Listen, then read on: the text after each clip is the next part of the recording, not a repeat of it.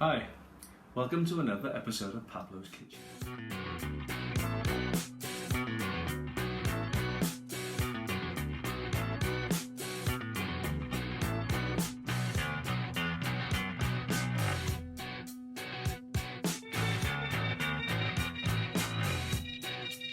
Hi, so tonight I'm going to do something I saw of a Jamie Oliver programme the other night that just piqued my interest. I don't do many veggie type dishes, but this one is called a butternut squash and spinach rotollo, and primarily it's using these ingredients I've got here on the bench. Straightforward enough. A butternut squash. I'm going to throw a pepper in, which isn't in his version, but I'm going to mix it up a little bit. There's a tin of chopped tomatoes. I've got some dried thyme, and I've got some cloves, and I've also got some fresh basil. Amongst the other ingredients, I've got some frozen spinach, which I'm keeping in the freezer for obvious reasons. So I'm going to get on and get this board clear, and we'll come back and do some prep. Okay, back and ready to roll. What you'll see now I have done is I have diced the red pepper, I have rough chopped a red onion, and with the butternut squash, this is going to be too much as a whole squash for this meal tonight for just Julie and I. So what I'm going to do is I have actually chopped up one side of it, which I'm going to roast off and use that in something else in another day. And with this particular one, I've just put a few cloves on the top. I'm going to just drizzle the lot with a little bit of oil. Nice olive oil. Like so. Get a bit of pepper. Season it up. I've got the oven on that's already preheated to 180, and I'm going to whack them in the oven for about 40 minutes, 30-40 minutes. I'll check on them, and that'll be ready for the next day. Okay, so moving on, next part of the process. I'm going to make an easy little tomato ragu to go with my rotollos. We get a pan nice and hot with a bit of olive oil in there. Really hot jet on it.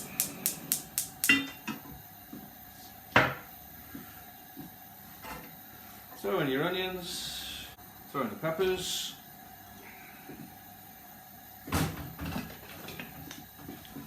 And get a little bit of a fry up going.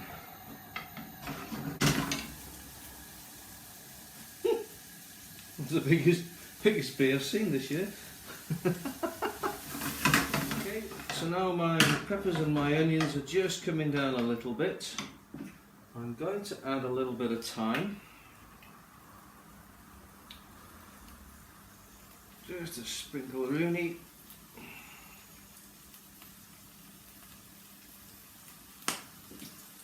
Duper. Turn the heat down. I want these to just come down nice now, so they're not burning. Don't want to catch them. Just want to let them sweat down, go nice and translucent, and get a bit of flavour on. Okay, so now onions and peppers have come down quite nicely. Next stage is I'm going to put in about 500 grams of the frozen spinach. Now, this is an 800 gram pack. Let's throw a lot in.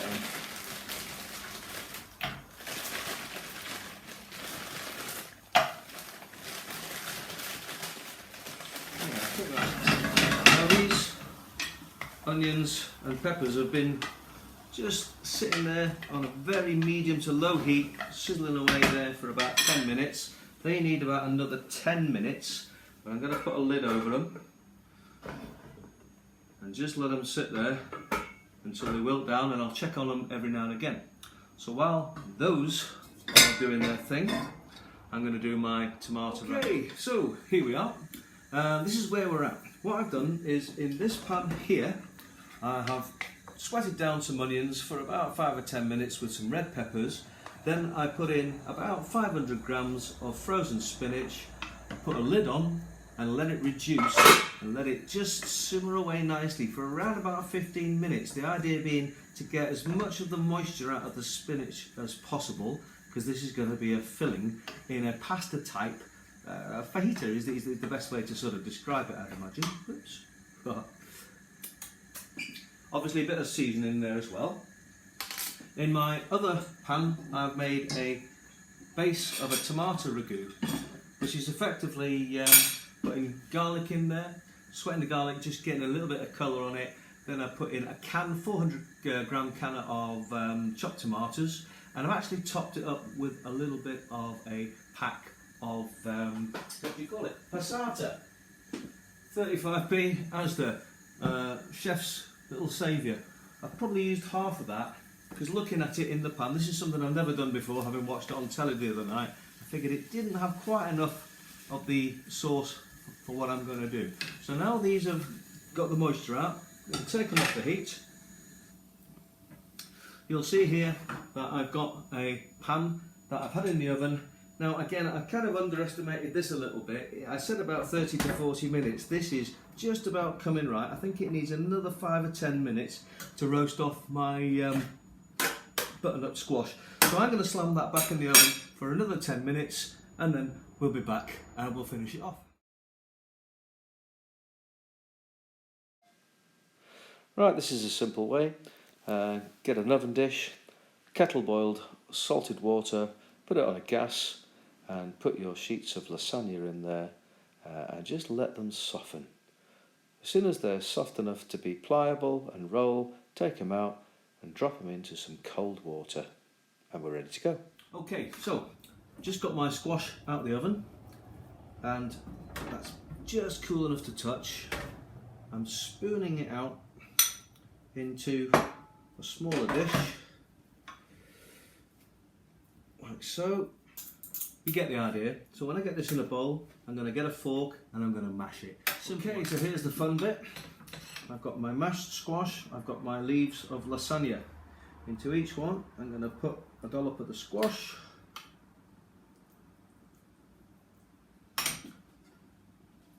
I've got my crumbled feta.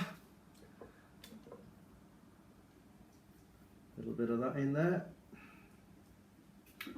And then a spoonful of the spinach mixed with peppers and onions.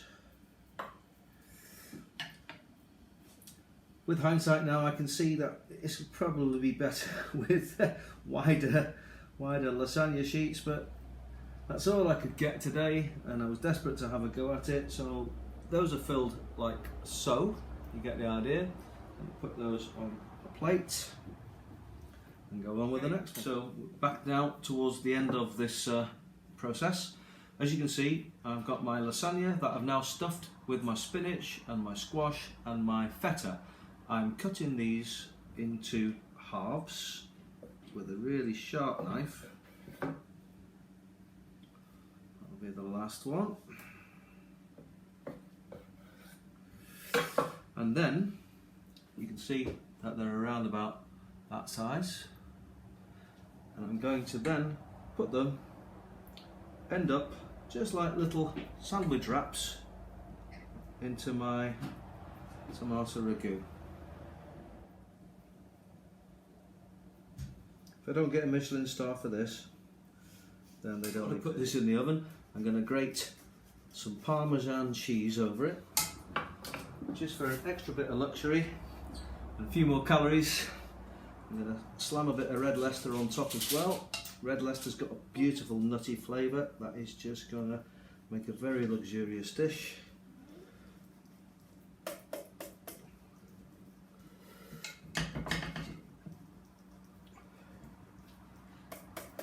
And basil, a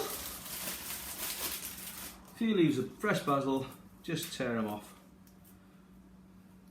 throw them on, and voila, back in the oven, as I say, half an hour. Okay, so I'm running up a little side salad to go with my spinach and butternut squash rotollos. So in the bowl I've just chopped up a nice half a bag of loose mixed leaf with rocket in it. I've chopped up a bit of red onion and I've put in some lovely little halved mixed colour cherry tomatoes. That on its own would be a little bit dry, so I've run up 2 parts of olive oil, extra virgin olive oil, with some white wine vinegar. Just put a little wee bit more in there, like so. As I say, around about 2 to 1. Never buy vinaigrettes. Why would you buy a vinaigrette when it's this easy to make your own? A little bit of a taste up. Beautiful, bellissima. And I just grate a weeny bit of pepper into that.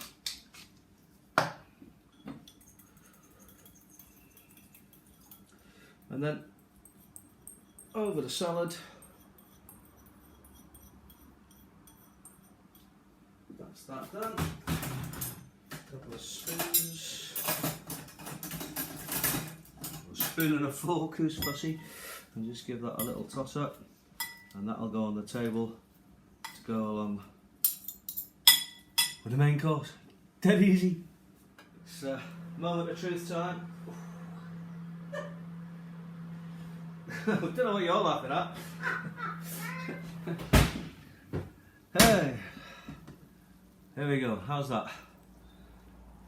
Butternut squash and spinach and feta rotollos.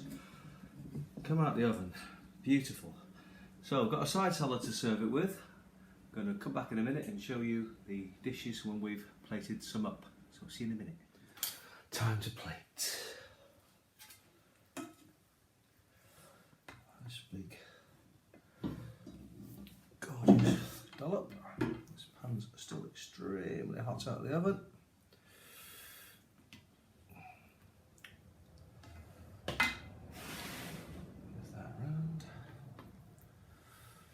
I think 3 will be a good starter.